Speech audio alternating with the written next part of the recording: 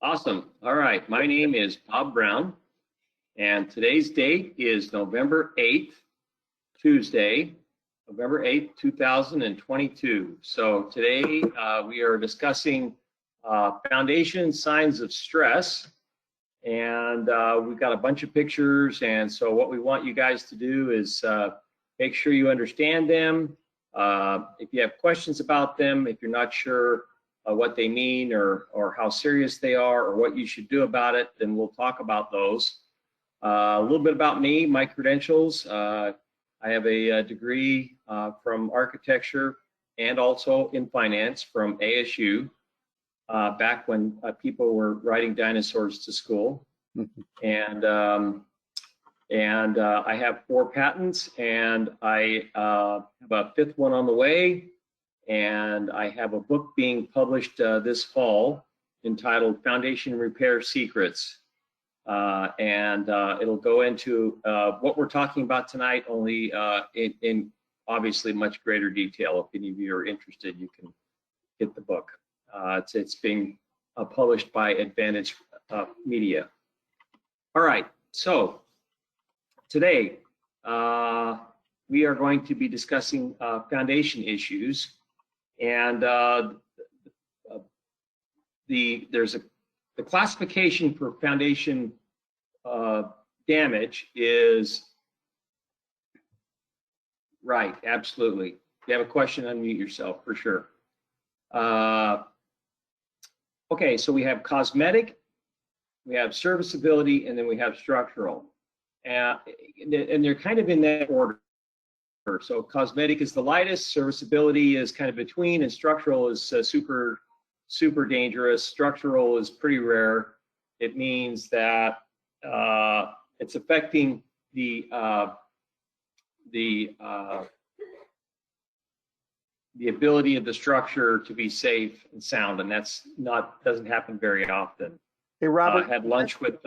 Yeah, can I ask you a question? Yes. Is that something we'd be able Sure. to see the artifact of, or sort of these 3 levels? Could we see something in the house occurring to know that that's occurring? Well, okay, so I'll talk a little bit about these 3, and hopefully it's not something that you can like just automatically see, but I'll talk about them, and hopefully if I characterize them enough, you'll be able to understand them. Had lunch with the engineer the other day for this engineer designs homes for home builders, and he tried to assert to me that the only kinds of damage were cosmetic and structural, and I said, whoa, what about serviceability? That's about 80% of the problems are in serviceability. And he really didn't make a comment either way, but I think he knew I was right. So cosmetic cracks are pretty much hairline cracks, and they don't generally come back and forth. Okay, they're there. If you cover them up, they probably won't come back. Serviceability cracks are cracks that are what we call functional cracks. So, for instance, if you have doors and windows that don't function right, they're sticky or they don't open, or if you have cracks in the floor and tiles and they keep coming back every time, or cracks in the drywall that keep coming back on a regular basis, those are all evidence of serviceability or functional cracks, where maybe termites can get in and cause bigger problems. Maybe air can get in or water can get in regularly. Those are problems. And serviceability problems, and that's the way you can look at them. Is functionality is the way to think about serviceability. Structural means that it's in danger of collapse, or it has not the ability to keep everybody inside of it safe, and those are pretty serious problems. You don't see those very often, but they do occur. Okay, so even if you just have one big crack, if you have something a half inch, you definitely got to do it, even if it's just all by itself. If you have a pattern of smaller cracks, those are stuff to pay attention to. A pattern of smaller cracks. People often say to me, well, if there's just one crack in the floor. Well, first of all, cracks in floors happen really regularly. When they pour the concrete, they put too much water in it, it shrinks up, you get cracks in floors. It's not, if you have a crack in the floor, I wouldn't get really excited. You have a series of patterns of cracks, and they match up to cracks on walls, and they start paying attention to, a larger pattern. That's when you need to start really thinking about when you got issues, right? Especially if you have a crack that's right next to a door or a window that's out of square. That's a real sign that something's going on. And if you have sloping floors and you have some of those cracks, again, that's probably something to pay attention to. So, and half-inch crack is probably a little bit too conservative. If you have cracks 1/8 of an inch, that's probably something to pay attention to. Maybe not a crack in the floor, but a crack in the wall, right? Okay. So let's talk a little bit more about this. Here's a picture that a Brick sent in. This is on the coast, I believe near San Diego, and it's quite common. There's a town there called Oceanside. Everybody nicknames it Ocean Slide. And it's where you have a global instability problem. You've got typically a slope, and sometimes at some specific depth, you have a clay layer. It gets wet, and then it becomes very slippery. And then next thing you know, you've got a whole slope sliding on you. And sometimes you can have like a very, very large area where the whole thing starts to go down. And that's when you need to really be careful, because you can have real serious loss of life, or you can have total destruction of the house. You don't get that too often in Arizona. Okay. Gaps in the baseboards. So this occurs pretty commonly in homes that have a crawl space. So crawl spaces are typically suspended, with joists and rafters holding them up, and they have supports inside under the crawl space that hold them up. And quite often, especially if it's an older home, it really wasn't engineered properly, and some of those supports may not be spaced properly, they may not be built properly. And even though the house may have a really good footings system, you can still have problems with some of those interior floors. And this is quite common to see something like this, usually on an interior wall, not necessarily a perimeter wall. Can happen on perimeter walls, and I've seen pictures of it, but more commonly on interior walls. So Robert, what do we need to say about this? Do we need to call you? If you see something like this, if you see a gap in the baseboard, yeah, you should call. I would prefer to call an engineer, which we have in our company. We have engineers, as opposed to a contractor, because this is an indication that you've got some structural problems with the framing, and so you probably need an engineer to calculate, what the spans are, what the depth of the members are, to see if they're adequate. Well, there's a question. It looks like I see oak floors here. So this house is built in the 20s or 30s. So right, it's an older house for sure. It's pretty old. So could that just be jacked up to fix it, or somebody with more skills? We just need to write it up and say someone else should look at it.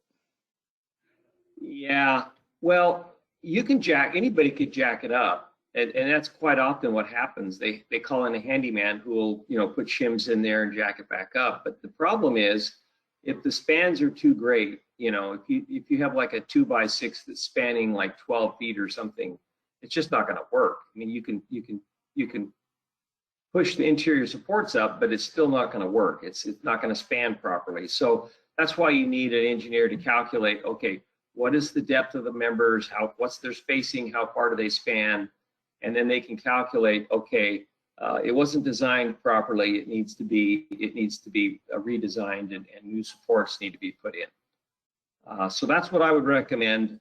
Make sure you get an engineer's report for something like this. Okay. And you can see the lip there, okay? So, and then you can kind of see how it's got a big gap at the corner, and then as it goes towards the wall, the gap goes away, right? So it could be that the kitchen portion maybe is a slab on grade, and the dining room portion is maybe rafters. That could explain that. Again, this is a pretty common problem that you see maybe up north. Again, if I saw something like this, I would probably recommend an engineer evaluate the framing system. Here's a pretty good gap in a concrete slab on grade. I believe this was in Mesa, and this is a result of swelling clays. I don't know how many of you have been to my classes in the past, but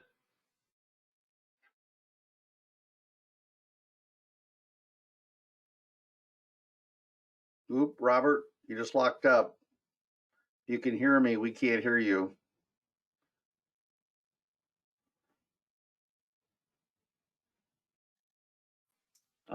And what they'll do is they'll heave the slab, and then they'll heave the wall that's sitting on top of the slab.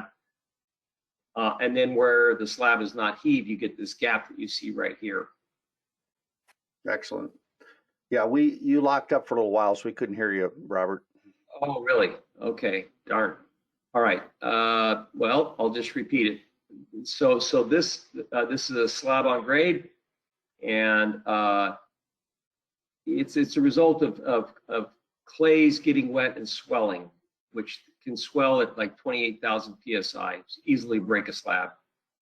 And it's pushing up on the wall, because you can see it's real tight on the left-hand side here, and it's pushed the wall up. And as a result, the wall now sits above the slab on the right-hand side. So you have this gap, and this is I believe this is a perimeter wall. Okay, so could we call this settlement then, and not do an engineering? What do we want to call this for us to write a report? I would be hesitant to call this settlement. I would be careful not to classify things as settlement or heave, because it's very easy to get those two concepts mixed up. But what I would say is soil movement, okay? Foundation movement is a result of soil pressures, and it could be soil settling or soil heaving, but that's the way I would classify it. Yeah, okay. We can't soil induced. Robert, we can't say any of that because we're not engineers. But if we were looking and staring at this, there's a crack in the slab with an uneven surface. Is that okay to say that? Yeah, for sure. Yeah. You got a large crack, and there's an elevation difference, and there's a gap under the walls, the way I would describe it. Okay. And again, I would defer to a geotechnical engineer that can understand soil mechanics for something like this. Great, perfect. Here's another gap in baseboard. I believe this is a crawl space, and you can see how it's dipped down in one area and not in another. So similar kind of thing. Here's a slab on grade interior wall, and you can see the gap here. And this is a result of part of a slab heaving and pushing the wall up in one area and causing a gap in another area. It's fairly common.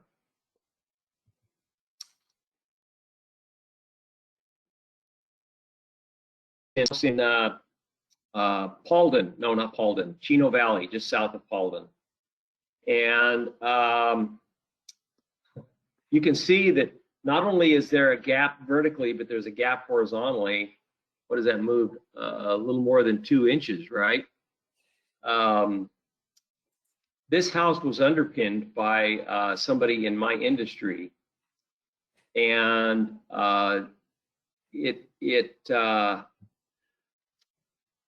they lowered the house because it had edge heave, but they left their piers, and they're not round bar piers, they're square bar piers, which have less ability to deflect, and so they were kind of like up in the air a little bit and very susceptible to lateral forces, and they moved out. So I have very bad news for the homeowner. Yeah. So Robert, I have a question for you. We're doing the inspection, and I see a big old gap like this. I think I'm done. I'm sort of scared to go on with the rest of the inspection. What's it take to fix this roughly? Yeah, it's a very serious problem. When you got a 2-inch crack like this, or 2.5, it's a serious problem. They need to have either a structural engineer or a geotech or both. Yeah. So what's it take to fix this? What is this? Is this 20,000, 30? How much money? No. This is a big problem. I'd say you're looking at probably a 200 grand problem here. Okay. Wow. So those of you that are watching this, when you see something this big, you have the option of saying to your client, would you like me to write up this report, or I'm going to discount it, or I'm going to charge you full, and I'm just going to continue running through this house. I doubt you're going to say, yeah, just buy this and see what happens later. Okay. Yeah, Okay. exactly. So let's go to the next one. This one's a bye-bye house. Bye-bye. Yeah, right. Yeah, you're out of there. Here's a picture of now you can see the popcorn on the ceiling, right? You gotta get oriented here. The wall on the left is the perimeter wall, and the wall on the right is an interior wall. So you can see that the interior wall has dropped. It's either that or the exterior wall has gone up. Either way, that's a pretty significant gap. So I would definitely defer to an engineer on this. This is soil-related movement. Here's another example of something like that. Definitely soil-related movement for sure. It's either heave or settlement. That. I'm sorry? What does it take to repair that? Is that repairable? Well, you can patch it, but that's not really fixing the problem. I mean, well, no, I'm not asking. This is I'm not asking if you can hide it with drywall mud. I want to know how to fix it. No. Well, it depends whether this is a settlement or heave. And you're just looking at the picture, there's no way to tell. So if it's a settlement, you would need piers. If it's a heave, then you could use a soil venting system to dry out the clays. Okay. And what's the average cost for something like that? Piers, either helical or push piers, typically run in the industry somewhere between $2,000 and $3,000 each, and you space them about 8 feet on center around the perimeter of the area that's sunken. A moisture level system, a venting system, generally runs somewhere between $6,000 and $8,000 each, and each house may have 1 or 2 depending on how big it is. So Robert, that's is this kind of a structural or functional problem? This is a functional problem. Now, the one that we saw with the 2.5-inch gap, that's a structural problem. This one here is a functional problem. Oh. Yeah. This house is not ready to fall down on anybody. It's not a structural deficiency. It's not the structural members are not compromised. This is just simply a movement. It's rather severe. It's on the severe end of things, but it's still a functional problem. Okay, let's talk about stucco cracks. Now, guys, stucco cracks for a lot of reasons. Remember that the outside is subject to a lot of heating and cooling, and so therefore a lot of thermal movement. When it heats, it expands. When it cools down, it shrinks. And sometimes, moisture plays a part in that. You get a lot of moisture in, it causes things to expand. You get a lot of drying, they shrink, right? So the other thing that can happen with stucco quite often is if they don't lath it right. Lath, L-A-T-H, which is the wire and paper. If they don't lap the paper right, so that it flows to the outside, kind of like roof shingles, then if it flows to the inside, it can cause cracks in the stucco. So if I saw something like this, I probably would not, I would report the crack, but I probably wouldn't recommend seeing a structural or a geotech engineer for something like this. This crack, however, is a fair amount larger, and you can tell because the window, you can see the window gives it kind of some size. And I always try to suggest that we have pencils or quarters or pins or something that identifies the size, because depending on how far back you stand, it may look really big or really small, right? But based on what I can see from the window, this is a pretty serious crack. So I would probably recommend an engineer on something like this. It's going to be a soil-related problem. It's not going to be this is not a thermal crack here. Okay, now what you're looking at here is the wall to the right. This wall is an exterior wall. This wall is an interior wall. So this exterior wall runs beyond, and this wall meets it like a T, and it's wider at the bottom than it is at the top. So that usually means some sort of soil movement, heaving on the interior or settlement on the exterior. So it's a soil-related problem. I would recommend an engineer.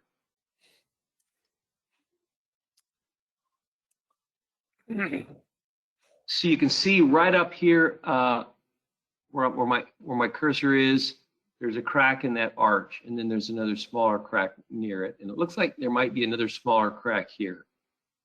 So again, this is probably soil-related movement. This is probably from the interior slab pushing up. If it were from the outside wall settling down, then the crack would probably be on the other side. So kind of just the other soil-related problem. Bob, can you go Cracks in back? drywall. Yeah, can you go back to Sure. the last picture? What are they doing? It looks like they're compaction grouting. English? So this stand right here, it's got a marker for an audio level, and that's usually what they'll typically use while they're compaction grouting. It's probably why they have the plastic on the walls, because compaction grouting can, a hose can come loose, or when you change hoses, you have pressure in there, and sometimes it sprays out a little bit, so you want to protect things. And so in this particular case, they're injecting casing deep in the soil, 10, 20, 30, 40 feet deep, and pressurizing the soil to densify it with a grout. They're displacing the soil. So they're pushing the floor up? You can. That's one of the things you can do, is push the floor up.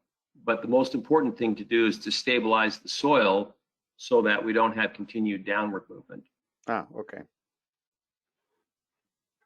So here's another crack. Looks like a fairly severe one, and it looks like there's some crack monitoring gauges here that have been used to document the movement.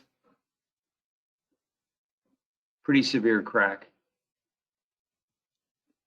Here's another pretty severe crack. Now, you use the word severe. Is anything over a 1/4 inch severe?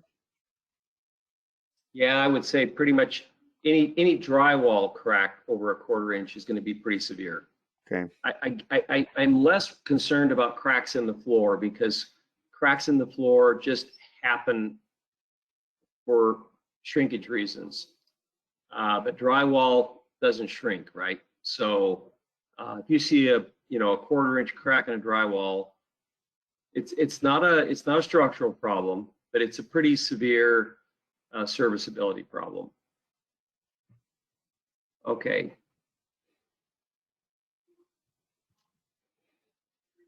I don't remember what this is, but we'll find out. Yeah, if you're signed in, it'll show us a YouTube video. Yeah, hopefully it will. Oh yes, I remember this. This was a crack that we actually closed up. you can actually watch this in real time. This crack close. This is not a time lapse. So we've underpinned a portion of this house, and after we've underpinned it, we've engaged the hydraulic cylinders to lift it back into place. That's pretty impressive. So what does it cost to do that miracle, roughly? It just depends on how big the area is. Somewhere to two. Well, it might be a very small portion of the house. Here's another portion of the same house. You can see that crack in the corner closing up. I believe this particular house probably had about 20 piers on it. Okay. So you can do the math for 20 piers. Okay. 20 times 8,000? 20 times 2,000. 2 to 3,000. Yeah. So and guys, I'm not trying to get them to give us estimates. I just want you to understand what it costs generally to get something done. If you're with your client and your client wants to call his company, Foundation, what's it called, Bob? Arizona Foundation Solutions. Yeah. And if they talk to him during their inspection period, he's going to give them a rough idea, and they have to decide whether they're going to go on from there or not, based on the issues. I'll just let's talk about that for just a minute, because quite often I get a call from a panicked realtor that says, "Oh, my inspector said to call you. I've got 2 days left in my inspection period. Should I buy this house?" And my answer is that it's very difficult to get an engineering team to get a report out in 2 days. It is. So what they should probably try to do is try to get an extension if they're interested in the house, because it takes about a week to get a good report from an engineering team. And it's almost impossible to give a rough price, because we're not even sure if the problem is heave or settlement until we can get the engineering analysis done. So if you're talking to your clients, suggest to them that they always put that escape clause in their contracts, that if they discover, if you recommend an engineer on these projects, or a contractor for whatever reason, that you give them time, you put a time in the clause, an extension time, to get it taken care of. And this particular go ahead. Yeah, this needs to be done during their inspection period, not before closing. So in Arizona, everybody, the inspection period is the period they must do their due diligence. Right. So that's why the extension would be done by the realtor. Right. So this is a ceiling in a hallway, and what you're looking at right here is there's a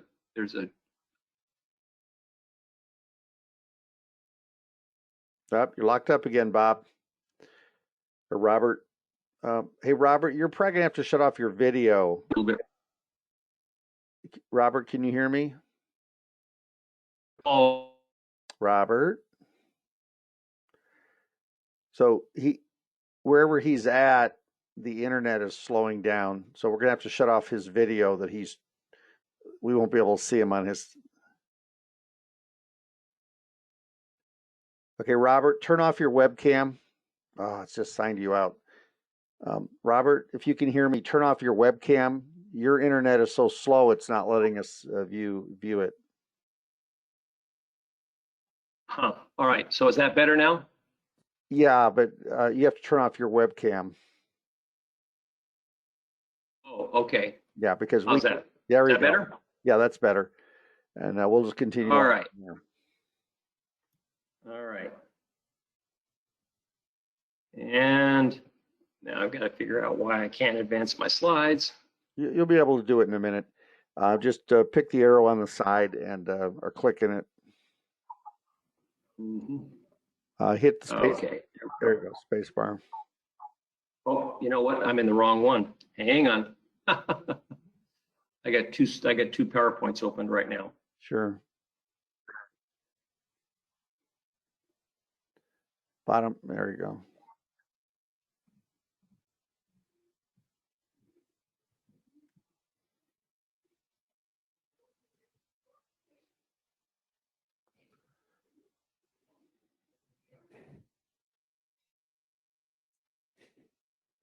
So, so this is a question that I wanted to ask you guys. By the way, this is just another picture of that, just farther away, so you can get an idea what we're looking at. So where do cracks and ceilings generally not a problem? Anybody have a idea? No, that's why you're here. Okay, On the seams, I will check. What's that? on the seams of the drywall? Okay, well, that's true. But what I was looking for is a place in the house, and that's typically the garage. Almost every garage has a down the middle, the middle of the garage, and the reason is because garages are not temperature controlled, right? They don't typically have air conditioning in them, so they go through a fair amount of thermal expansion and contraction, and it usually shows up in the ceiling crack right down the middle. So I wouldn't get too excited about reporting or writing up a typical crack that you would see on the garage right down the middle on the ceiling. Almost every house has them. This is truss crush. This is what I was referring to earlier, where the interior wall is pushing up into the rafters of the trusses, and this is surely soil caused. So you should have a geotech engineer understand what's going on here. You can see it again here. Maybe if I point it out, you can see there's the truss, there's the truss, there's the truss. See a little bit of it there. Same kind of thing going on. Mr. You Brown, can see it again here. Yes. two questions for you, actually. Number one, cracks in the ceiling, even if they're on the interior around attic access, is that pretty typical? Because that's usually a typical spot I see them, because that's where people are climbing in and out of. Yeah, it's a good point. If you've got an attic access, you're probably going to get a lot of movement, people climbing in and out. You're probably just going to get some stress there. So I wouldn't get too excited if that's the only thing I saw in a house. That's correct. Okay. Now, if other things, then I would start paying attention. But that by itself, nothing. Right. Perfect. The other question I had is, I actually get a lot of guys that really doubt when I see truss imprint or the start of truss imprint, because they always say, well, that doesn't make sense. How can you see the truss if it's sitting on the wall and it's adjusting? How has that got to do with structure and not just bad drywall instruction? Would you mind sharing your detail? Okay, are we talking about this kind of truss showing right here that we're looking at, what I've been talking about? Yes, sir. Yeah, so this is not a drywall construction issue. It most certainly is not. What you're looking at is this wall pushing up into the ceiling. This drywall is pushing into this drywall, and drywall bends pretty easy, but trusses do not. So this truss goes across the room just like that, and this one goes across the room like that, and this one goes across the room like that. You know, wood is a lot less flexible, especially a 2x4 truss that is part of a truss system. It doesn't give way very easily, so it stays. So it stays right here, but where there is no truss, it pushes up much easier. This is not a drywall construction issue. This is a soil movement issue, and it's a result of soils below this wall getting accumulating moisture and expanding once they get that moisture in there, because clays suck, and they expand and they push up, and when it's very easy for clays to push up a wall right into a ceiling and cause this problem. Same as this, and the same as this. As a matter of fact, same as this. This is the same problem right here. Yeah, Robert, if you go back to the crush imprint, are we going to see that on a post-tension slab? Sure, you could. Now, you probably won't, but you could. And post-tension slabs move up and down very, very easily, probably more so than regular slabs, because they don't have much edge protection. The moisture can get underneath those things very, very easily. They're only about 6 inches into the ground.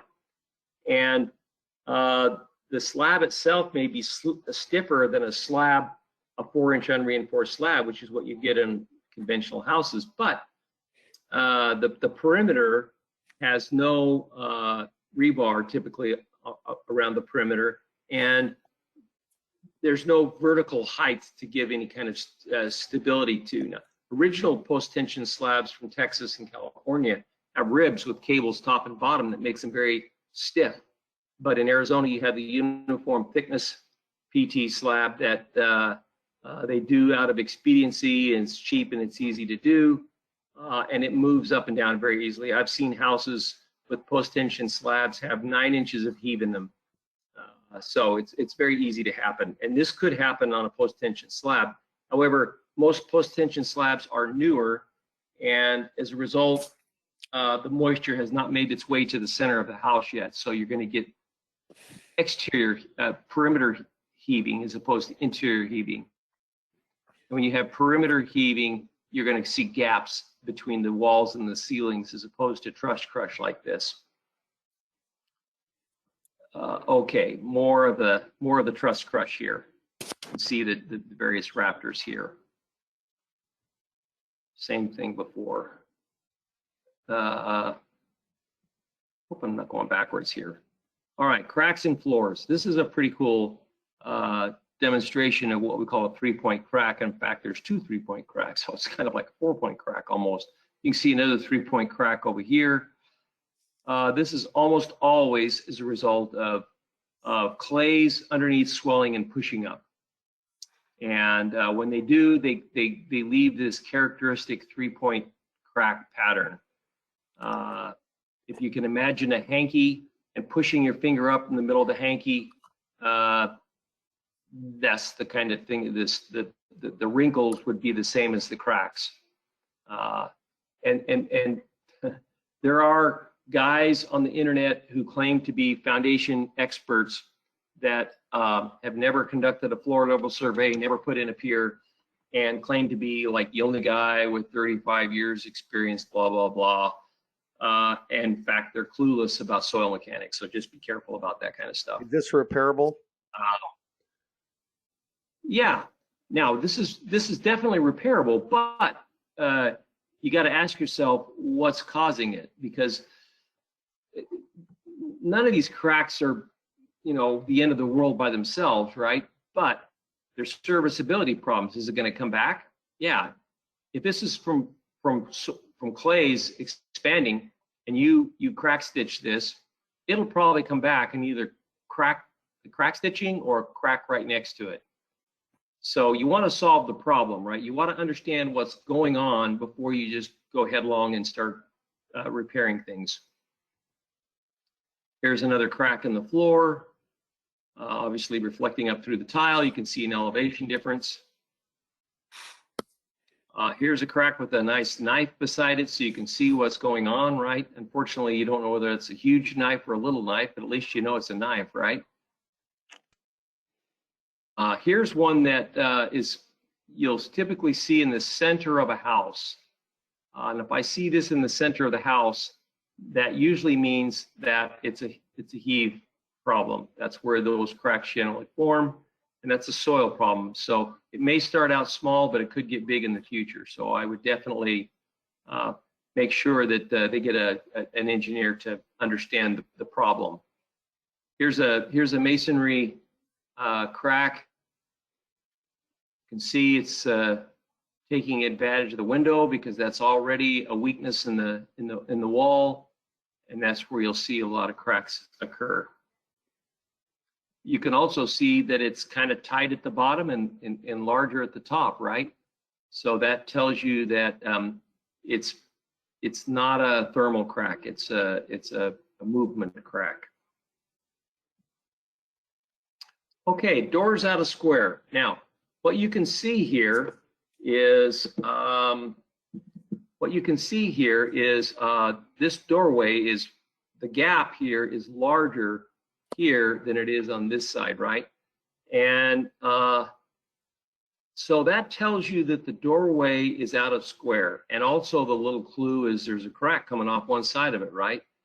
So those are usually two things that are really important. And that usually almost always, I wouldn't say usually, this is always an indicator of soil movement, one way or another, either settlement or heave. So again, when you have soil problems, you need to get a soil engineer. That's the rule of thumb.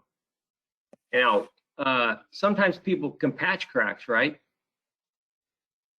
Sometimes what people will do is they'll shave down a door.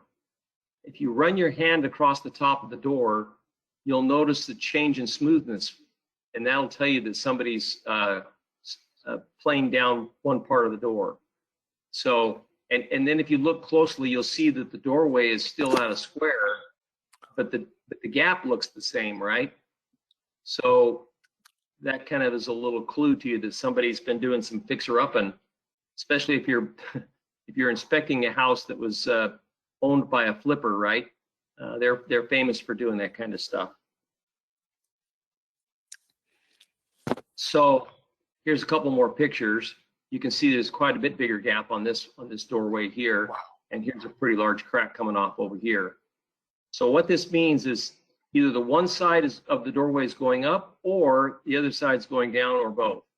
But it's a soil movement problem. It's not a framing problem. It's not a construction problem. It's a soil movement problem. Now the cool thing is I got a little note here about windows. You know, you can plane down doors, you can patch drywall cracks, right? But one thing that most people don't do is put new windows in a house when the windows are, you know, decent windows, right? They're not going to go replacing windows if they're already in pretty good shape. And so what you can do is open them slightly, like if it's a horizontal slider, open it slightly. And if the top is wide and the bottom is skinny, or vice versa, that window is out of square. And that'll start cluing you in to look for other things, because if you see that, that means that wall has moved, and that means the footing has moved, and that means you've got soil problems. Okay. Now here is a crack that is not a soil problem. There is a crack that is a rebar rusting problem. And you can see it's close to where the soil line is, right? It's a little above here, it's a little below here. This is where moisture wicks its way into the stem wall, wicks up internally, and wicks out to the area where it can get open air. And as it does that, it runs into this rebar that sits right along here. And that rebar starts to rust, and iron oxide takes up more room than iron. It's weaker, but it takes up more room. And so it starts to grow and puts pressure on the concrete, up to 9,000 pounds of pressure. It's called rust jacking. And that's why the cracks open up nice and wide, because the concrete is being split apart by the rebar growing inside of it. And this can actually turn into a serious problem fairly quickly. Was there a question? Is that a functional problem? It is. It's a functional problem, but it could turn into a structural problem rapidly. And I might have a few pictures to show you that in a little bit here. So how big do those cracks get when you before we call out an engineer?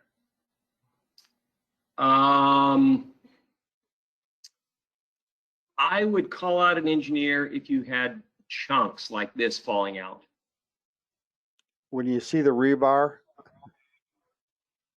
Yeah, when you see the rebar, this is a structural problem. This wall could fail structurally. Is that repairable? Yes, it is repairable. Okay. And it's generally not prohibitively expensive. I would say somewhere between $100 and $140 a lineal foot, somewhere in that neighborhood, depending on which contractor you use. And this is something you could call out a contractor for most of the time until you get to the point where it's really, really bad. Okay. Now, cities don't require permitting for this, except for the city of Phoenix and the city of Scottsdale. All the other cities don't require permits for this, but I think that's about to change. I'm testifying to the MAG committee in January, and it's going to be my recommendation that all of this work in every city be permitted, because it's just too serious not to permit. Can you explain to them, go back to 2 slides, one more. Yeah, so how do you know this is a stem wall and it's not a slab on grade? Well, the way typically homes are built is you have a footing at the bottom, and then you put your stem panels on it, and you pour your stem wall. And then when the stem wall's hard, then you remove your stem panels and you pour a slab inside of the stem wall. So the stem wall is basically your form. So your slab is not going to show up on the outside of the house. There was a builder, I want to say it was Beazer maybe, that experimented with this for a while, where they would pour a shorter stem wall and pour the slab on top of it, which is a really dumb idea. And I don't think they built many houses that way. So it's not something that you would run into very often. If that were the case. If that stem wall Sorry, is go a ahead. form, if the stem wall is a form, then it's not supporting the slab, you're saying. That's correct. Typically, the stem wall does not support the slabs. Typically, the stem wall supports the outside walls, which supports the roof. So Now, to Brick's point, if that was the slab, is this crack not a concern then? yeah, let's just pretend that it was a cold joint between the slab and the stem wall. Then yeah, that's not a problem. However, if that were the case, it would be a very, very uniform, straight line crack. It wouldn't dip like this one. That would, in some places it's 3 inches below the brick, and in other places it's 6 inches below the brick or 8 inches below the brick. That wouldn't happen. If it was one of those rare cases where the slab was poured on top, it would be a very uniform 4-inch line all the way around, and it would be very obvious. Now, the other clues you can look at is you can start to see a little brown stain in here, and that'll tell you. In this particular case, I don't see a brown stain, but I think this is on the inside of a garage. But quite often you will. And if you looked in here, like if you peeled off that little piece right here, you would look inside there and you would see a rebar. Yeah, I don't see. You might see a little bit of brown staining here. Certainly you can see it here. You can actually see the rebar, but a lot of times you'll see like some reddish brown stains leaking out every once in a while, and that'll be a pretty good clue. Hey, Robert, who actually does this work? I mean, an engineer walks out and says, yep, we need it fixed, writes something up. Who actually does this work to fix this? Well, a foundation repair contractor would do it. And just about every foundation repair contractor in the valley would repair something like this. Okay. Now, I'm a little bit biased. I think, our systems are a little better. We use fiberglass rebar where it can't rust again. And, there's I have a patent on this that nobody else can use. But the important thing is that there are a number of contractors out there that will do it. And I think they all have skilled workmen, and they can generally do a pretty decent job, I think. Okay, so what's the average cost to repair this type of damage in a foundation system? Yeah, I would say somewhere between $100 and $140 a lineal foot. Okay, lineal foot. What What you're looking at. Yeah. Yeah. Okay. Right. Oh, now this is the corner, and so this is a masonry wall. So likely there's a vertical rebar that's coming down here that's causing the problem. But I don't know how we got onto that. But there's another drywall crack. These must be some of your pictures, Rick. Yeah, So we'll leave stem wall cracks, and we'll probably come back to it. I'll show you some more pictures later on. Drywall crack coming off a doorway, wider at the bottom than it is at the top, right? So definitely not a joint seam problem, definitely not a construction problem, definitely not a thermal movement problem. It's definitely a soil movement. So definitely a soil engineer. This is a crushing crack. This is where compression causes the cracking, and you can see there's causing more problems at the bottom than it is at the top, right? So somehow we have some horizontal movement that's occurring on one of these two sides that's pushing laterally and causing this problem.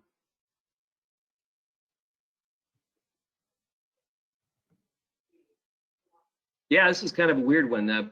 This is another one of Rick's photos that some of the membership sent in to him. It kind of looks like the sticks bowing, but I think that's an optical illusion. This is a particular case where the slab has drooped, and somebody's put a straight edge on it to demonstrate with the pin underneath it, right? Slabs can easily have a dip like this in it. Well, so first of all, slabs can be built this way, just so you know. I mean, I think ASU did a study and found out that brand new construction, the differences in elevation on a slab average 5/8 of an inch. And that's, overall the whole house, not just a small area, but still 5/8 of an inch for the average is a pretty significant amount. So it could be poured this way.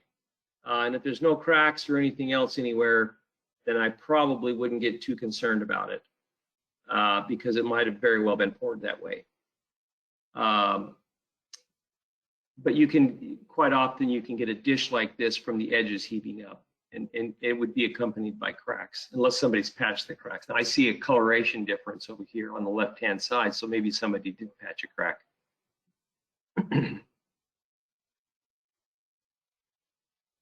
Typical drywall cracking.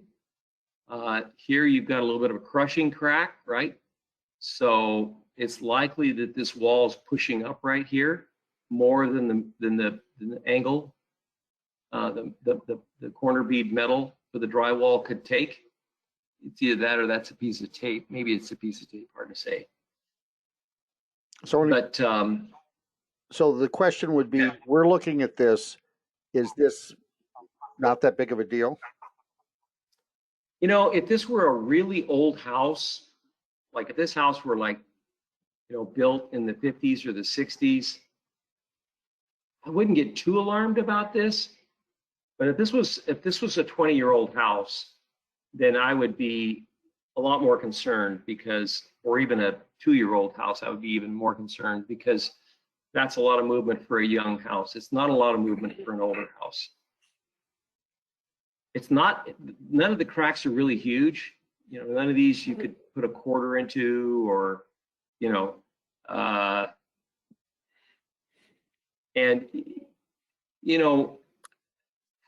almost all houses move a little bit from soils. You'll never have a house that, doesn't have, well, I shouldn't say never. It's not very often that you will have a house that has no movement ever from soils.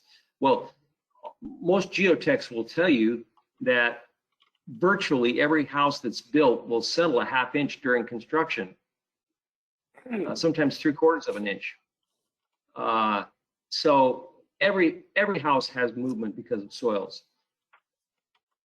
And some like if you're in the Gilbert area or maybe Anthem or in some of the areas that have a little more clay, they're always going to have a little bit of movement back and forth with moisture variation. Summer comes, dries up all the clays, they shrink. Wintertime comes, they get wet, they expand. It happens even more in areas like Flagstaff and Show Low, where you have snow that sits on them for, maybe 2 or 3 months, melting the whole time, wetting those soils like crazy. And then wintertime rolls or summertime rolls around, you got these big old pine trees with big old root systems sucking all that moisture back out. Man, you can have a lot of variation in clays with that kind of back and forth going on. So this type of picture where we have the bead on the drop, this is probably the drop where the ductwork is. This could just be a caulk, tape, and paint. Move on. Yeah, that's the way I would look at it. That's exactly right. It's more of a cosmetic issue.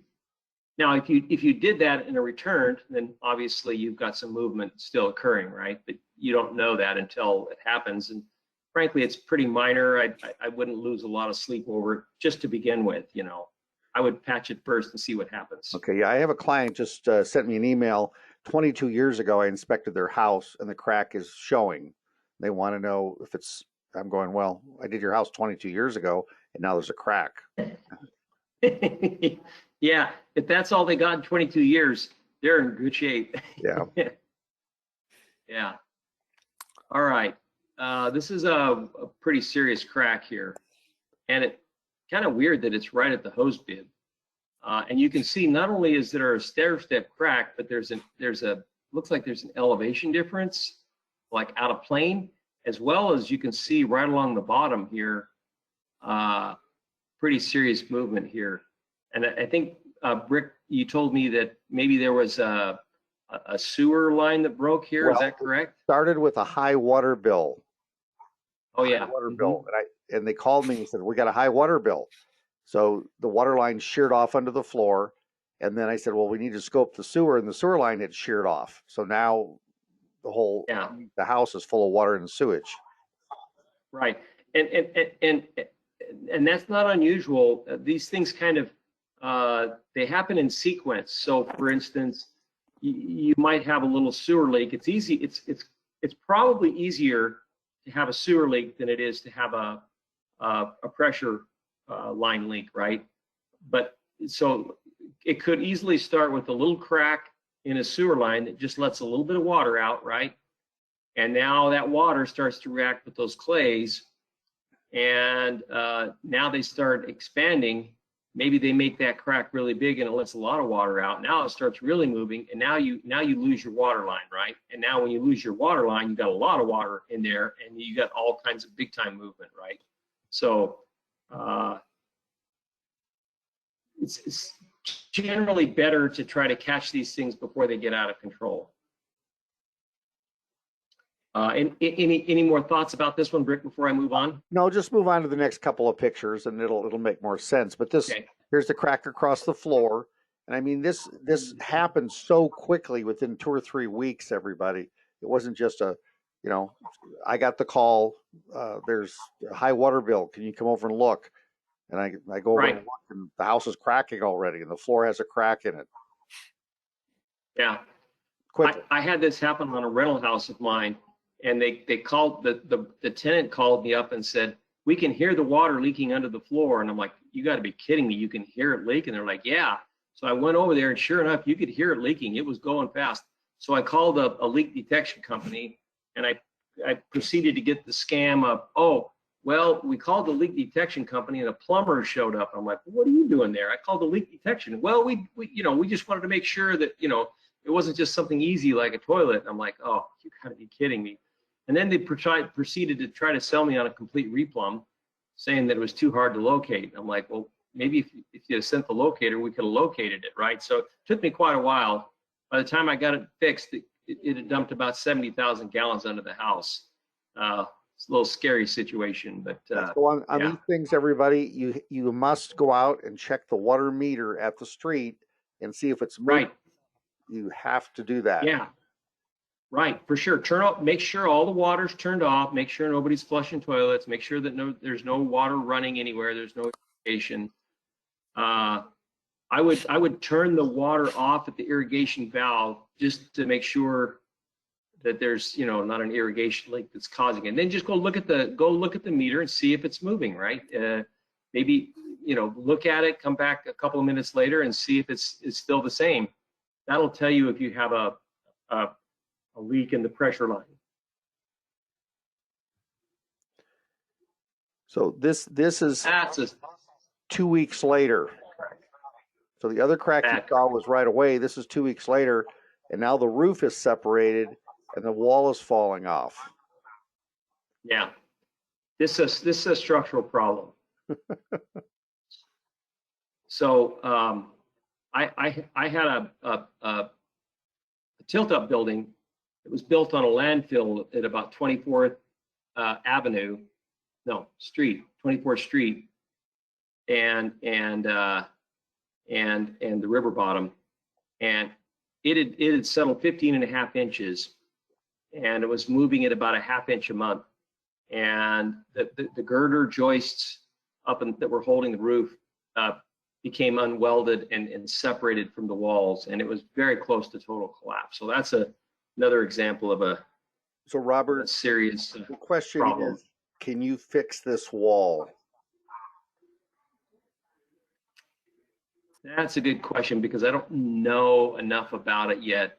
Theoretically, yes. Theoretically, Thank you. it could be fixed. Theoretically, So you would, depending on a lot of other conditions. sure. Okay. I just want everyone to realize, is it fixable or not? If it's not fixable, their client needs to move on, because they're Right. asking the inspector, well, I'm not an engineer, but this sounds expensive. And they might want to cancel the deal and move on, and they can look at another house for them. Right. And this would be expensive. This is fixable, but this would be expensive. I had a house up in Troon that settled 12.5 inches, and it was fixable, but they ended up tearing the house down. Right. I don't know. I was disappointed because it was definitely fixable, but sometimes there's an economic part of it. You can fix it, but might be more than the house is worth, right? Stair step crack in the masonry coming off of a wall and right next to a beam. So those are pretty good signs of movement in the superstructure that's not like thermally related. This is a soil caused problem. And I'm not looking at the door here, but I'd be willing to bet the door's out of square. Kind of hard to tell with the being open, unless that's closed, and then in which case you really got problems. But I doubt that's the case. Here's another one where you see this quite often with double doors, right? One side's a little higher than the other. That means it's racked. That's out of square. And so that's a soil movement problem. Now I've seen worse than this for sure, but that's still a soil movement problem. Molding cracks, yep.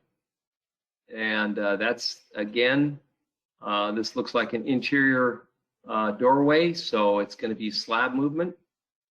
So that's going to be not a part of the perimeter bearing loads, so it's probably not footing movement, it's probably slab movement, but it's still a serviceability problem.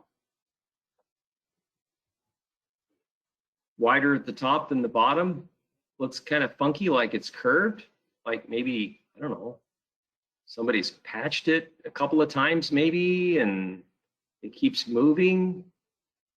Definitely a serviceability problem, and I would guess because it's been patched a couple of times and it keeps moving, that it's a fairly serious serviceability problem.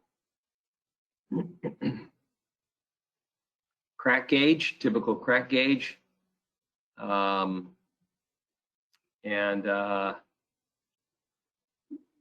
you can leave these up for a while and see how they do. I generally found them to be not all that helpful, to be honest with you. But makes people feel better to have them on or something, I guess. I don't know. Exterior wall. A little bit of movement there, pop the cap on top. Hard to say the cause of the movement, but you know, it's not supporting a roof load. It's not, if it were me, I would just caulk it up and patch the crack and be done with it.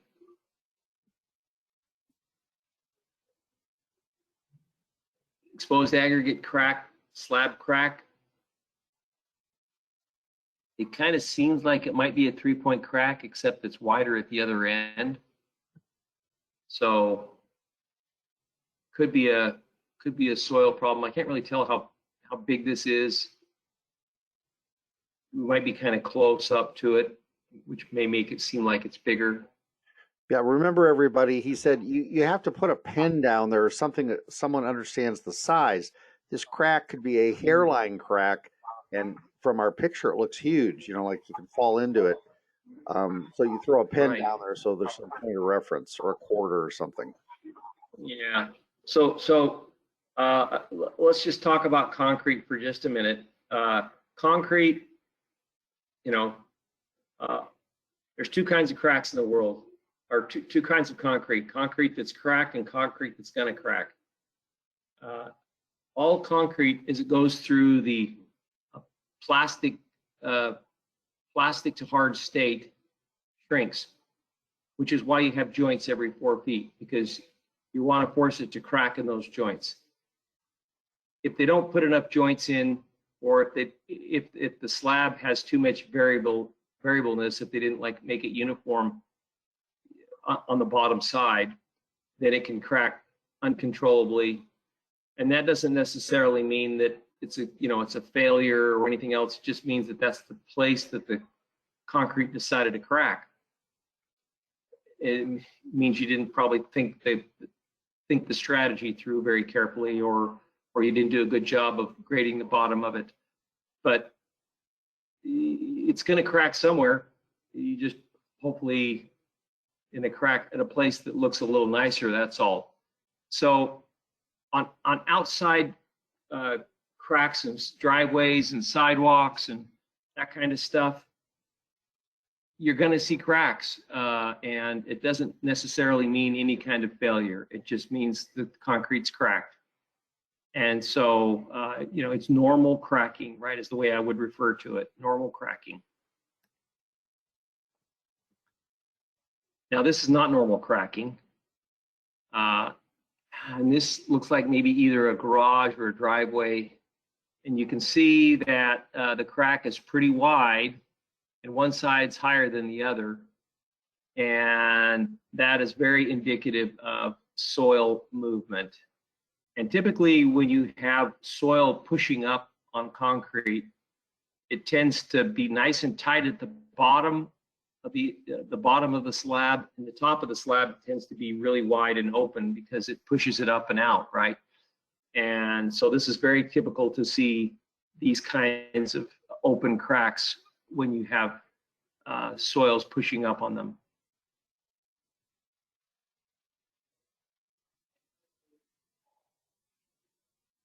The post, Rick, the post is missing and the beam's being held up by the roof.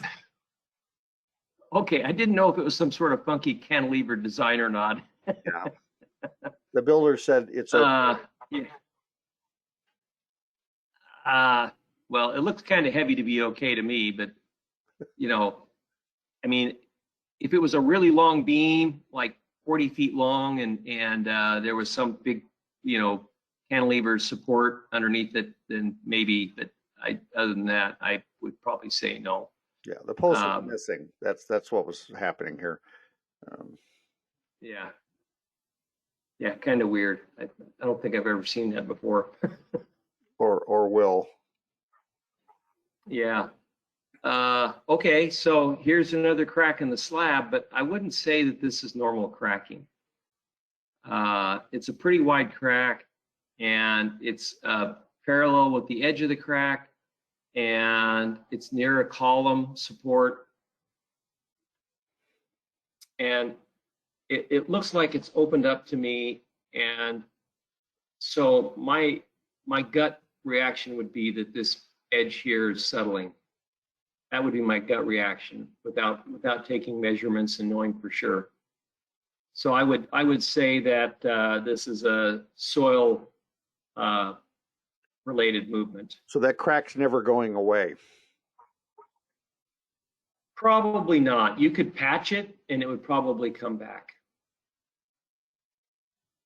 Once you get cracks in concrete, even if you patch them up, if you have a lot of thermal movement like you do on the outside, or you got a lot of soil movement, you know, this you can see the dirt all around this thing, and it's going to get wet sooner or later, and it's going to probably move, and it's going to continue moving in the future. You know, the way to this really should be is that somebody should have made a nice, neat joint, you know, and provided the concrete a place to crack. That's what should have happened. Who knows? Maybe somebody came with a crane and put a foot down on this corner, you know, and caused it. The only way to fix this problem, I think, would be to remove the tile and put a nice saw cut joint in, and then put the tile back with a elastomeric joint in it. So this picture here, it's hard to Well, tell. this is what it interesting. But it's got those concrete pillars in between it and the porch. Yeah. It's sagging in the middle, and they put these temporary posts in. So they've used plywood I-beams outside for an exterior porch, and they're not designed to be outside ever, exposed to rain. So they've tried to repair it with a temporary post. So my question to you is, would you repair this, or would you require a new beam to go across here?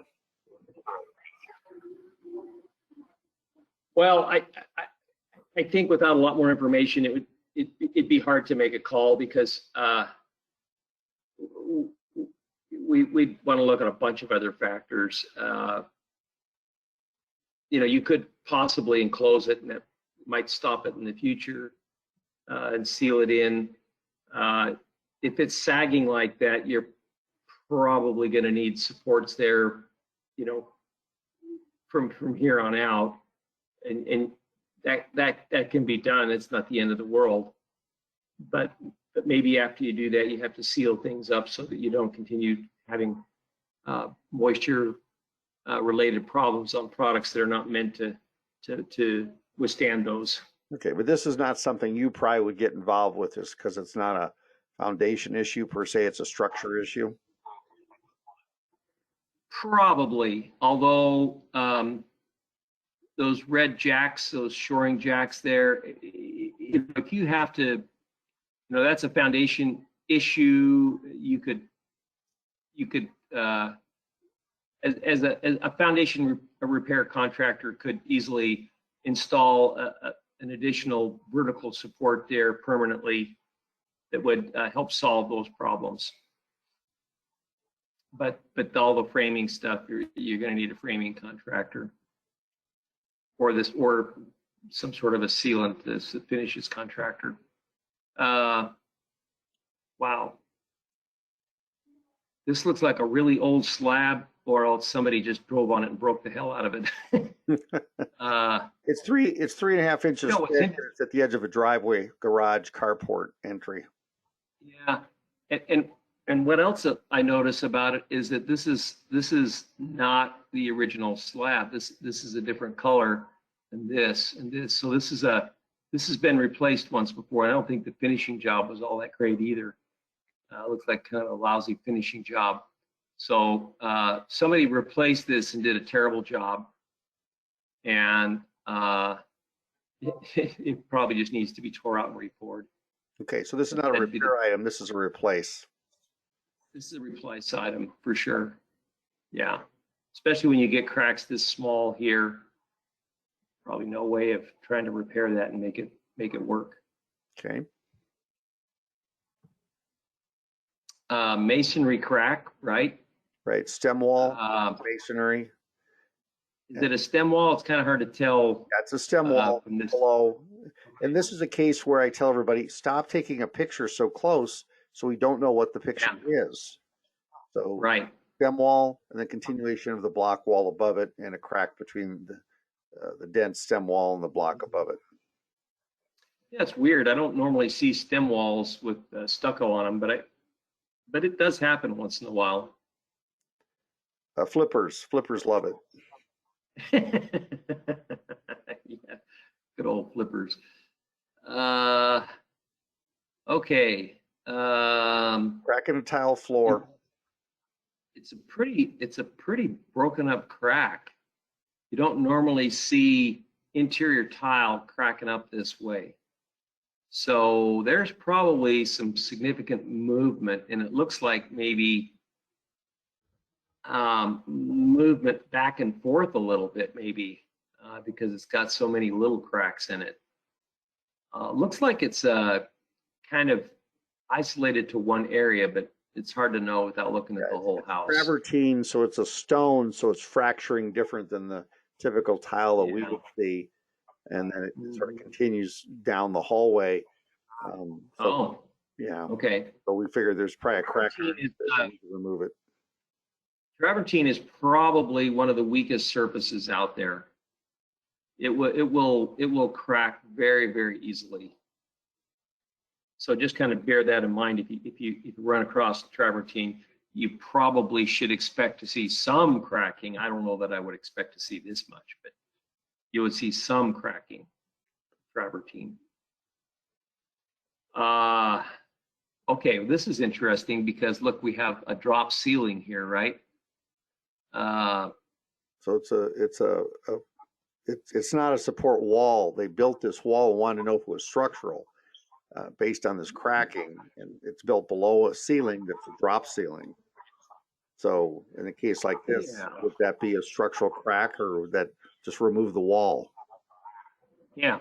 Well, almost all walls on the interior of a house don't bear any roof loads, right? The only ones that do are the really old houses that don't have trusses, probably built. I think they started building trusses regularly in the mid 60s.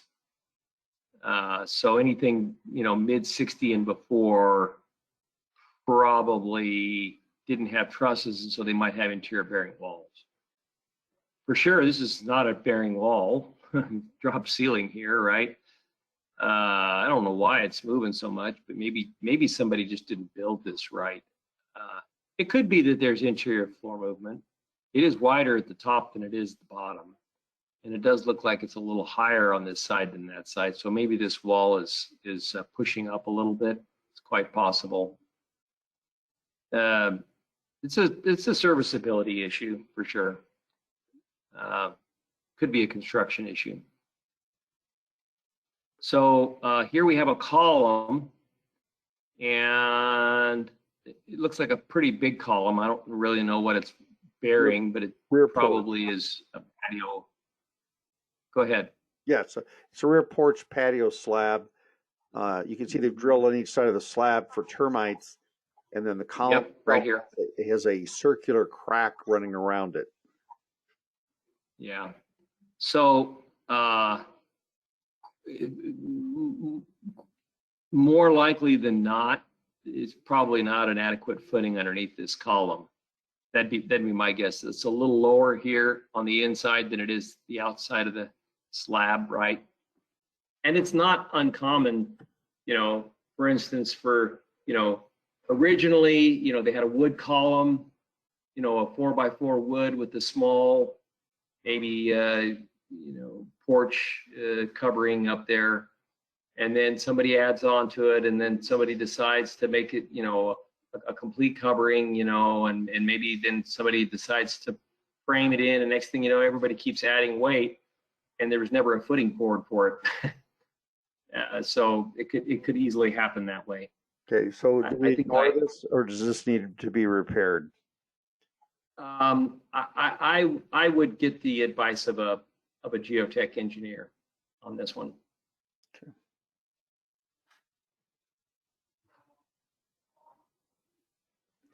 This is tile tenting in the middle of a floor in a living room. tile sticking up, and now it's cracking because they kept walking on it. They couldn't help themselves.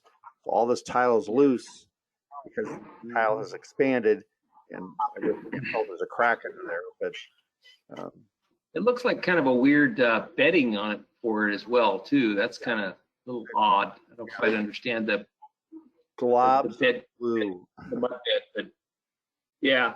So tile can tent like that for a couple of different reasons.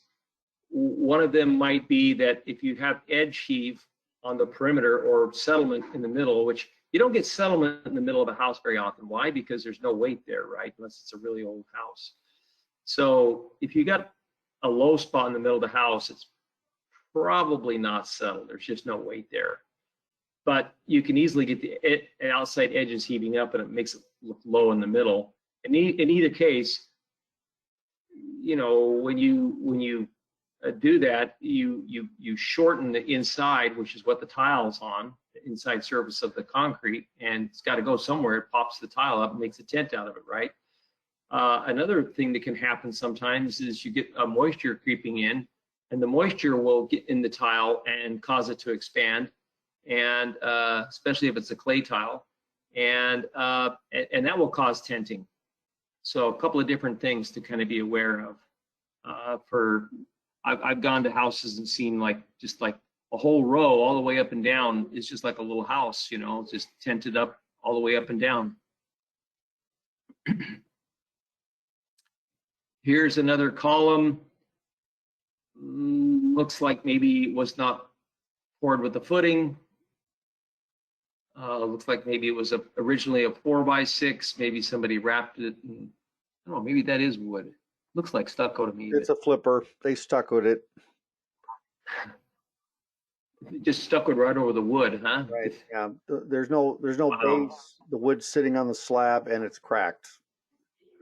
Yeah, that's right. So you should, by code, you should have an inch. Whoops. You should have an inch gap in here.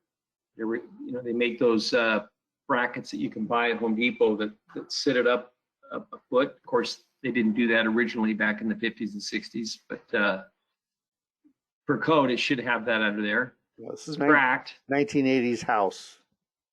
So it should have one under here if it was a 1980s house, but and I don't think that stuccoing wood is going to last hardly any time at all. You got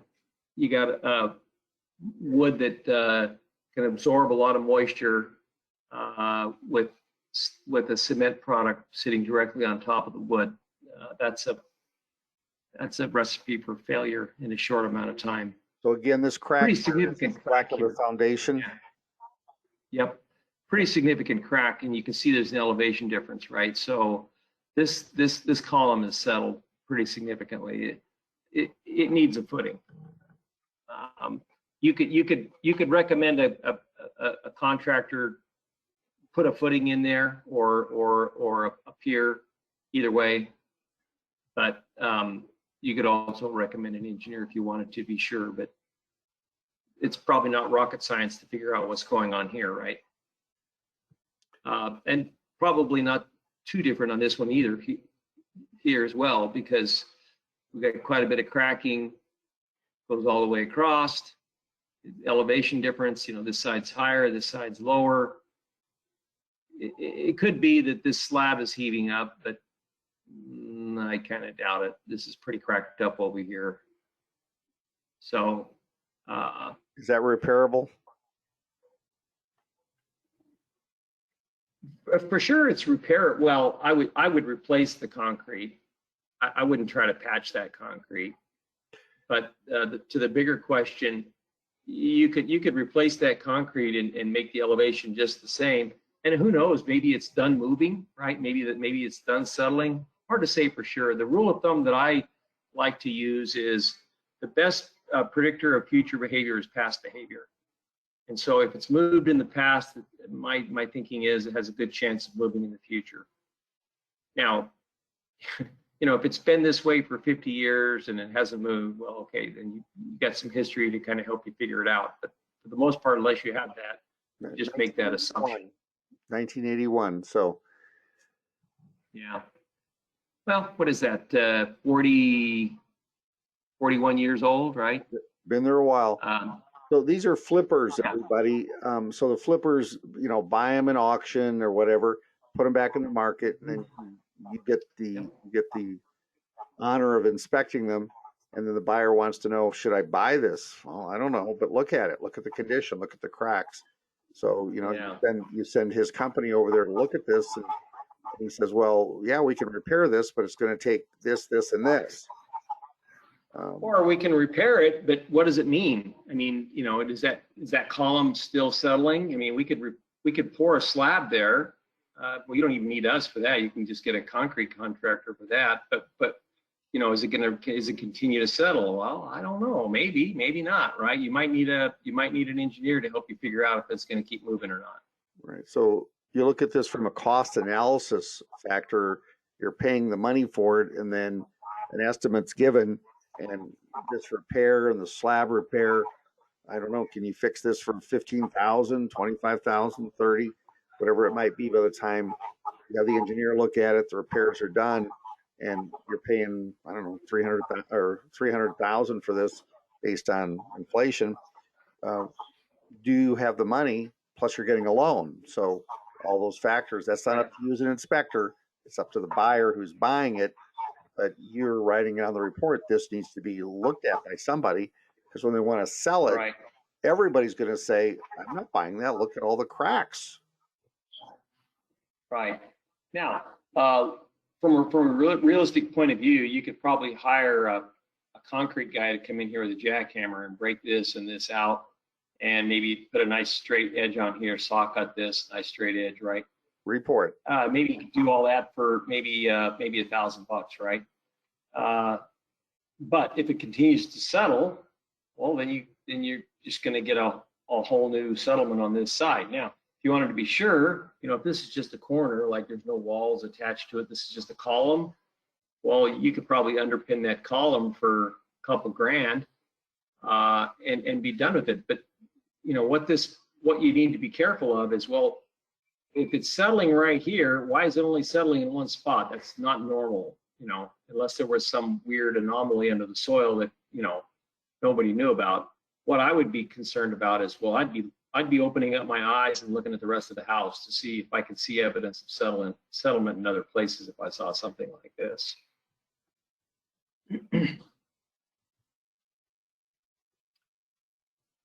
Saltillo tile. You can see how the crack in the tile is reflected through to the crack in the concrete. Looks like the concrete's got some elevation differences, maybe a little bit in there. I don't know, Brick, is this an interior or an exterior? This is interior, but we see past grouting repairs on the grout. If you go down to the bottom of the page, you can see where they have regrouted it once already. And it's already starting. Yeah, you're right. Yeah. So that's a great point. So if somebody's patched something and it's recracked, that means it's a serviceability issue. It's going to come back. So at that point, you might want to try to understand or have your client understand what's causing the movement, right? And it's probably going to be soil. I can't tell you which way, but and all it's going to be a soil related problem. Yeah. So all these tiles over the crack, you tap on them and they're all hollow because they've all delaminated due to movement. So instead of tenting, they just come loose, and then the grout's crushed. They're loose all the way across the floor. So they have to fix it. Right. Ah, this is interesting. So here we have horizontal movement, right? Got a horizontal gap here, not much of a vertical gap, right?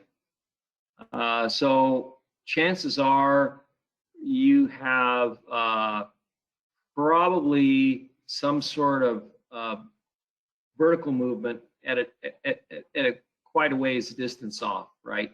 That's pulling horizontally as a result of settlement, and that will cause these kinds of cracks to appear.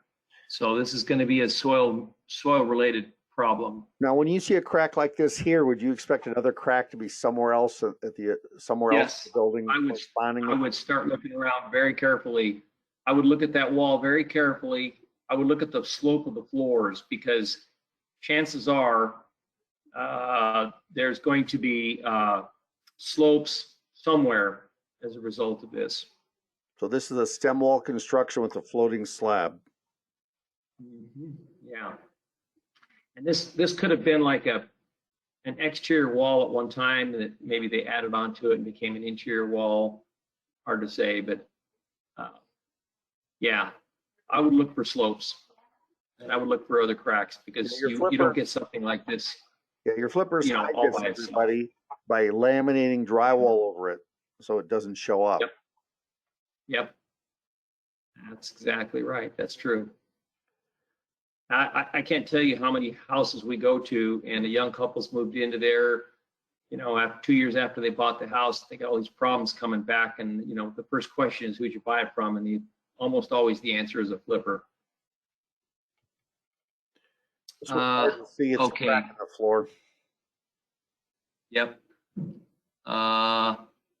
You know, this kind of falls into the category of maybe normal cracks in concrete floors. If this is the only crack you have, then I would probably call it a normal crack. If there's other signs of issues going on, then maybe it fits into a pattern. But by itself, I would call it normal.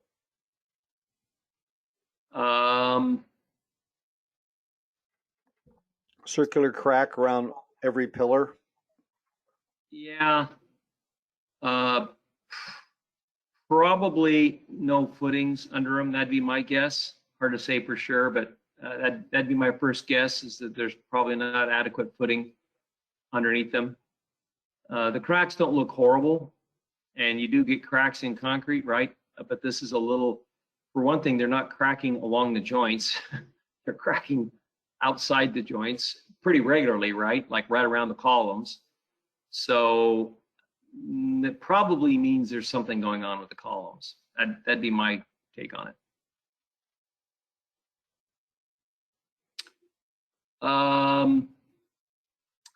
Okay, so the crack's been repaired, right? Looks like it was a pretty decent sized crack. Parallel to the wall.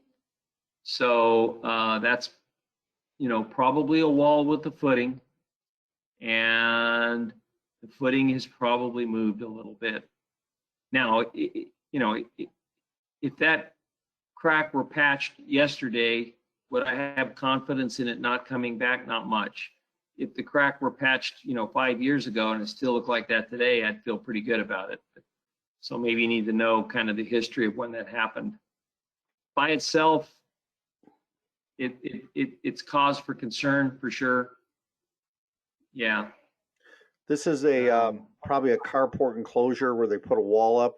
Now they make you cut the slab out and pour a foundation instead of just building the wall on the existing slab in a carport, which typically has a 6-inch slab toe down at the edges to 4 inches or 6. That's what it's supposed to be. And then you get this cracking. Yeah. Right. So people that did their conversions many years ago without a permit and without any engineering would just enclose it, you know, and maybe it's just on a slab, right? And now it's got some roof loads on it. Can't really bear that. So if that's the case, then you probably should hire an engineer and try to figure out how to underpin that wall and give it some capacity that a slab can't provide. Hey, Robert, I had a question. In Sure. in your underpinning, a person spends $20,000-$30,000 to get it repaired. What kind of warranty do they get with it? Typically, most contractors would give a lifetime warranty. Now, what exactly does that mean, right? Because nobody really understands what lifetime means. You know, it's not the person's lifetime. Most contractors would tell you, oh, it's the lifetime of the structure, but most structures only probably have about a 40 to 60 year lifespan anyway. So what does that mean? Oh, it's really difficult to define. But however, I will tell you that most of the contractors in the Phoenix area, if they underpin something and there's a problem with it, they will probably service it and take care of it. That's been my experience. Most of them are pretty good about that kind of stuff. Okay. Crack off a corner, going into an arch. You can see the vertical joint above the door. You know, you would kind of hope that it would crack there, but it didn't do it. If this were the only thing in the whole house, I probably wouldn't get too excited about it. I can't tell exactly how big that is, but by itself, I would probably say it's more normal.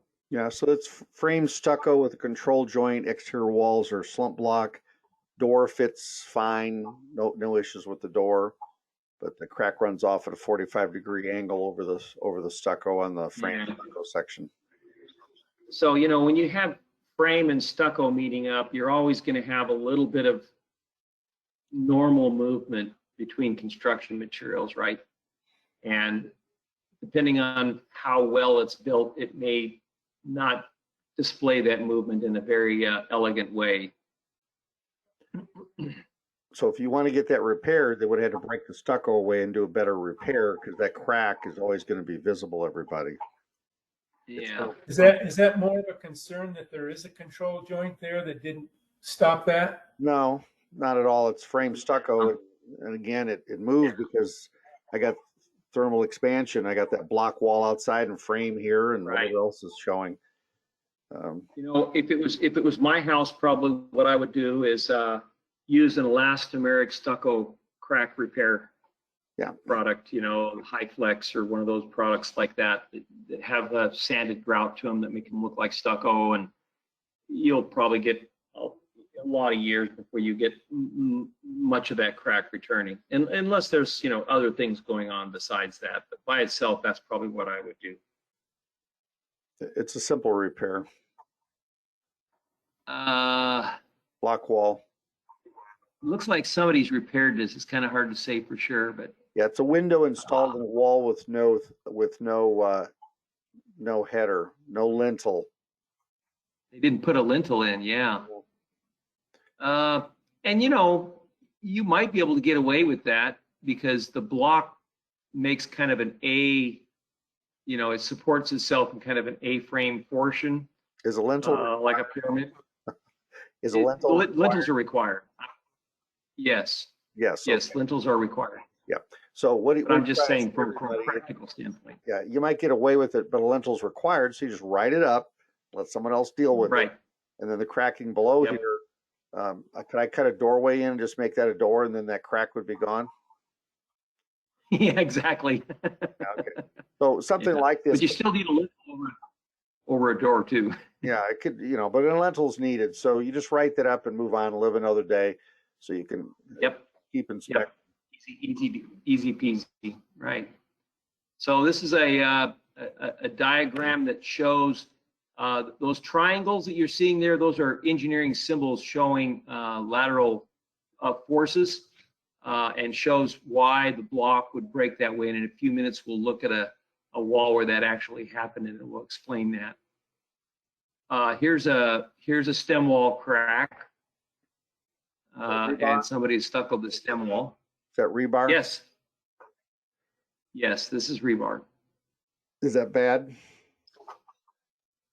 Could be bad, yeah. These things can get bad in a hurry. Yeah, you betcha they can. Do you call out an engineer to look at that small crack?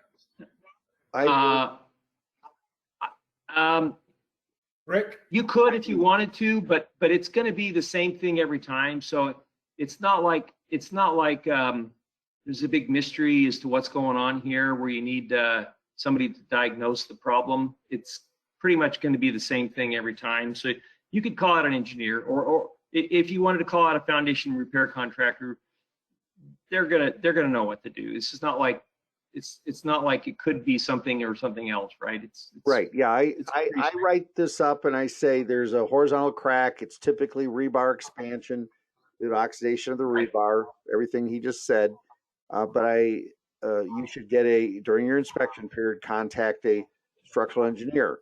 And they typically don't, but I've told them what to do, and now I'm off the hook. Right. Um, Right. You know, Yep. tell them, and they can say, nope, I think I'm fine, and they move on. Right. Or they can just call their handyman and patch it up, right? Well, whatever they do, I don't know anymore. I'm gone. Robert, Exactly. I know you don't have a magic ball, but how long before that's a real serious problem, or does it?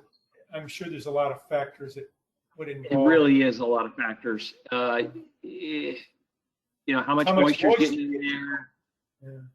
A lot of factors. But it can get to be a serious problem for sure, and could happen fairly quickly. Could happen very quickly. We're in Arizona, so it's a little bit different than if you're up north in Flagstaff or where there's more rain and snow, because you have that capillary action occurring that he's been talking about, where moisture gets in there. It depends on the area. So why take the chance? Get it repaired. Right. Framing issue. Brick, I'll let you talk about this one. This is kind of more your what thing. it is it's crushing. So take a look at your strap there. The nails are popping out, and they didn't have drainage planes set up. So there's a floor above it. And you can see the drip edge. The water's running along the post, and the post is rotting. And then the wind uplift strap is crushing, and it has ripples in it. So this whole issue here was when they call up a framing contractor, he said, well, I'm gonna have to replace this post, replace this beam, and replace all these things. So this was sent to me, and they wanted me to go out and look at it and determine why someone would miss this. Well, they didn't miss it. It just you probably should have got a framing contractor out there during your inspection period. So they had to replace the post. Exactly. Okay. Yep. For sure, framing problem. Yep. That's framing. So slump block, right? Right. I see a out of plane movement, so fairly serious. Typically, you would expect grouted cells to be resisting this kind of movement, and I don't. Because they're not resisting it, I'm a little bit worried, like maybe somebody didn't grout like they should have. And what you just said about grouted Out cells? of plane. No, grouted cells. Yeah, grouted cells. They should have cells grouted at least, from the 80s every 4 feet, and I think, from the late 90s on, they were like 32 inches on center. And then So. And then they should have bond beams too. And at the very bottom course, there should be a bond beam. And I just don't see those things. So, it doesn't surprise me. I've seen a lot of masonry built over the years, and you break it open and there's a rebar sitting there and there's no grout around it. Right. Like, well, okay. No, a lot of things weren't inspected, guys, before 1975. There was no inspections, no permits were required. You just built. It was, hey, it's called the Wild West. Yep. Right. We have 5 minutes to go. Okay. Here's a corner crack on a stem wall. This is probably not rebar. This is probably the hold down strap. And I've got a picture that shows that. So we're getting pretty close to the end. How many slides do we have? We're on 81. We're getting pretty close. You have 89. Yeah, so we're getting pretty close to the end here. Here is a series of cracks. I don't see elevation differences on them. It's an interior floor of a house. Yeah. They pulled the carpet up and said, what do you think about that? It's not all that untypical. I will pull this up and see stuff like this all the time. And, if there's no elevation differences, if there's no cracks in walls, if there's no other signs of movement anywhere else in the house, doors, windows, whatever, there's nothing like that, then this is probably just simple cracking of the concrete, that normal cracking of the concrete that maybe is a little bit excessive because maybe they poured it with a little bit too much water in it, right? So no tile company would tile on top of this and guarantee their work. Oh, for sure. No, you would have to put a wood floor or carpet on it. You wouldn't put tile on that. Okay, nice pen. Look at that. Yeah. So Focus, you can maybe read an eighth of an inch crack. Yeah. Again, by itself, I wouldn't get too excited. It could be normal cracking in concrete. Just depends on what else is going on around there. So guys, pretty. yeah. So this Rick. arch there, we see this quite a bit. We just want to know what are we going to say about this? Yeah. So this is a pretty small crack, and you're going to see cracks in arches like this quite often. It's on the outside. You're going to have some thermal movement. I would tend to call this a more normal thermal expansion and contraction crack. Is there possibility could that upper one fall down? It's possible, but there's probably grouted solid with rebar in them. That's the way they should be done. So, I mean, anything's possible, and who knows? Maybe they didn't grout it or something. Can I ask you a question? If you didn't grout it, you probably. These arches, Robert, have you ever seen one of these arches fall? Let's do it that way. No. Thank you. I've never seen one fall. Yeah, okay. They're under compression, guys. The ones invented the arches, so they're pretty sturdy deal. Yeah. Here's the hold down straps that I was talking about earlier. So you see in the upper left-hand corner there, here, this is the way it was when it was built. Goes up 28 screws up the wall, goes into the concrete, right? But the things don't last worth beans. They're gone in a couple of years, and when they're gone, you can see the rebar here, but when they're gone, you have no hold down force whatsoever holding the house down in high winds. You can shift right off the foundation. The J bolts don't really help you with that. They just hold on to the bottom stud, and if a big wind come along, it would just pull the studs right off the toe plate. So you need these hold down straps, and they need to be done properly. So They should be replaced. So to fix this, what kind of repair does it require?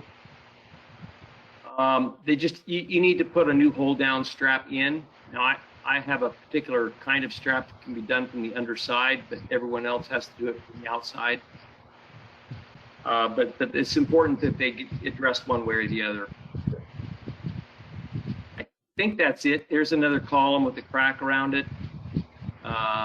Same thing that we talked about earlier, probably not adequate footing. For sure not adequate footing there. Yeah. Look at that. Woo-hoo. So we got either a frost heave or expansive clay heave swelling up on the other side of this wall, causing it to buckle. But this can be repaired, by the way. It's not the end of the world. It can be repaired, but you don't want to leave it that way. That's for sure. It's a very dangerous position. This is a structural failure here. This is a structural crack. It's a deficiency. I think that's it. Yep. Okay. There's my information. You don't have to write my company. Yeah, you don't have to write it down. Go to the right side of the page, click on the little screenshot, and you can do a screenshot. It'll copy that onto your computer. Yeah. Now, guys, that's my office phone number. Please, if you call my company, don't call my cell phone. Some of you still have my cell phone numbers, but I get calls from realtors all the time asking me if I can come out to their house tomorrow. And I explained to them that, we have 12 inspectors and I'm the CEO, and then they're kind of embarrassed. So give them the office number and hopefully remind them to get an extra extension period if they need to get an engineering report. Is this the office number? The office number. Yeah, okay. Here's Okay. my email. I'm happy to pass on emails. And there's my website. I got lots of really cool blogs on there about all this stuff. You guys can go and learn more. It's a kind of a cool place. Okay. Well, thank you very much. We appreciate it. Great job. Thank you, Bob. Yeah, you bet, guys. Someone has a question. I just had a question. We were looking at that window with the block that had the crack in the grout line a couple slides back. Yep. And sorry, my camera's failing. It won't turn on. But so my question is now, if you're looking at a window, it's got an arch brickway like that, but you see some cracking in that archway block, and then there's some slight step cracking above it, slight step cracking below it, almost hairline, but you still see a little separation only on one side of the window where the caulk looks like the opening's widened a little bit versus the other side where the caulk is pretty much intact.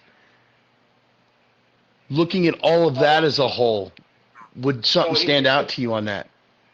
Yeah, I mean, if it's like you're describing, if the crack goes all the way from ground to top and it's on a diagonal, that's a pretty good signal to me that it's a shear crack. It's a result of some sort of soil movement. So I would write it up as a soil movement caused crack, especially if I saw any other signs around it that even a crack in the concrete or a door out of square or if there's anything else for sure I would, but just by itself probably would still anyway. All right, I just wrote it up as it should be checked out, but also on that same house, the patio had a 3-point crack with differential in height, so it appeared that either the one corner was settling or there was some upheaving, and then on the other side of the home, I could see where the block wall had shifted out at one point about an inch. This is a home that had a lot of additions built onto it and stuff. So I was just seeing a lot of that stuff. I just thought I would just get your opinion, see if I called it out, I think you did the right thing. I would call it out that way for sure. Perfect. Hey, this is Dennis. I just want to say thank you to Bob. This has been awesome. Rick, thanks for taking the time to put all these together. This is my first one I've been to, but it's outstanding. I appreciate you. Come to more. They're very easy to sign into. Yeah, no, I'm going to. Yeah, it's awesome. Okay, thank you guys. Thank you, Bob. Right, Thanks, guys. Bob. Always enjoy seeing you. You bet. Take care. Good night, everybody.